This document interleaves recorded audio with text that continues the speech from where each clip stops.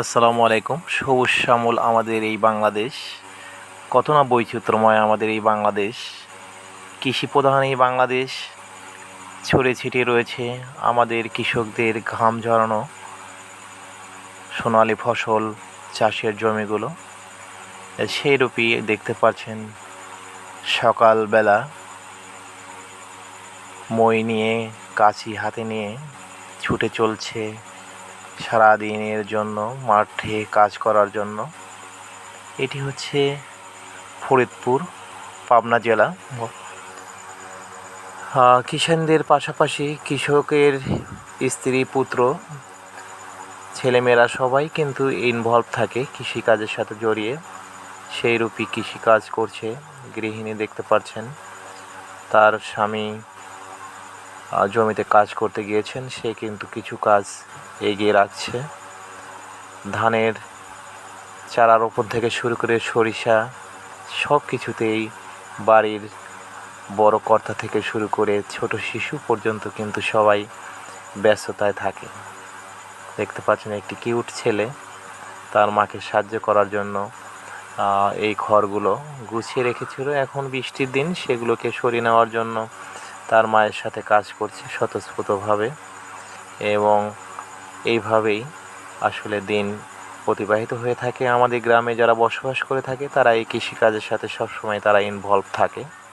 দেখতে পাচ্ছেন সরিষার এগুলো উচ্ছিষ্ট অংশ যেগুলো জ্বালানি হিসেবে ব্যবহৃত করা হয়, সেগুলো কিন্তু গৃহিণীরা গুছিয়ে রাখছে। যেহেতু বর্ষাকালে এগুলো অনেক কদর রয়েছে, সেই জন্য বর্ষার পানি চলে আসবে, সেই জন্যই তাড়াহুড়ো করে কিন্তু এগুলো তারা তাদের বাড়িতে নিচ্ছে।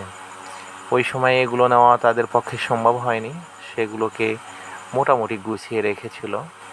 এখন কিন্তু বর্ষাকাল যেহেতু পূর্ব আভাস দেখা দিয়েছে, চারিদিকে মেঘের ঘন ঘণ্টা, সেই জন্যই কিন্তু তারা এগুলো গুছিয়ে নিচ্ছে।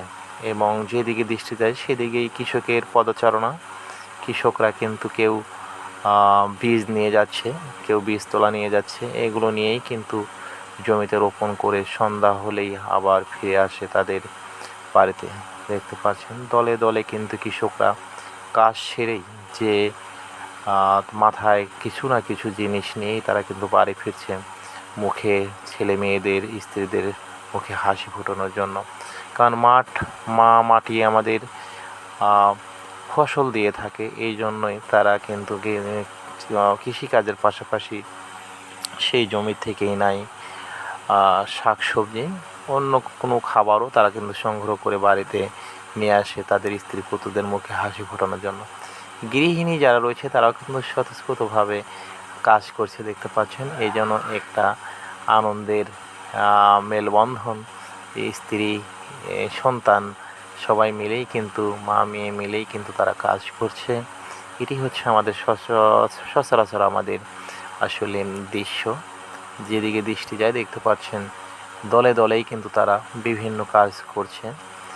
কেউ স্ত্রীকে সাহায্য করছে, আবার কেউ জাল মেরামত করছে। এই জালগুলো কিন্তু মাছ ধরার জাল না, এই জালগুলো যেহেতু এখন বিভিন্ন শস্য থেকে শুরু করে যে ফসল আবাদ করা হয় সেগুলো কিন্তু যে কোনো জায়গাতেই এই জাল বিছিয়ে কিন্তু সেখানে মারাই করা হয়। এবং এর পাশাপাশি ছেলেরাও কিন্তু আনন্দে মেতে উঠেছে, দেখতে পাচ্ছেন।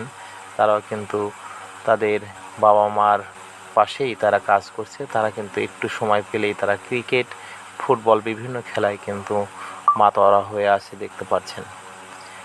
এটি আমাদের গ্রাম্য চিত্র, যেটি আসলে দেখলে আমাদের ফিরে যেতে মনে হয় সেই শৈশব জীবনে। আসলে প্রকৃতির খেলা, সেই জায়গায় ফিরে আসা সম্ভব না। শুধু এটিই নয়, গ্রামের মুরব্বীরাও কিন্তু কূটনীতিক কার্যকলাপে তারা খুবই ব্যস্ত থাকে, দেখতে পাচ্ছেন। তারা কিন্তু এই কাজের ফাঁকেই কিন্তু তারা একটু ঝালিয়ে নিচ্ছে নিজেদের মধ্যে, নিজেদের কূটনীতিক আলাপটা কিন্তু গোপনেই সেরে নিচ্ছে। আমি তাদের ধারণ করেছি ক্যামেরাতে, সেটা কিন্তু তারা টের পায়নি, গোপনেই আমি এটি ধারণ করেছি। তো ধন্যবাদ সবাইকে, সবাই ভালো থাকবেন, সুস্বাস্থ্য থাকবেন, নিজের জীবনকে ভালোবাসবেন, মানুষকে ভালোবাসবেন, সকল জীবকে ভালোবাসবেন।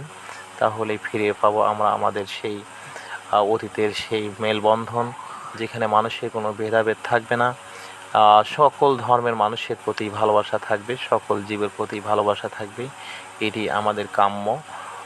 এবং কারোর পিছে কেউ লেগে থাকবেন না, সবাই সবার কাজ নিয়ে ব্যস্ত থাকবেন, তাহলেই আমাদের দেশের উন্নতি হবে এবং সমাজের উন্নতি হবে। এটি আমাদের সবার কাম্য।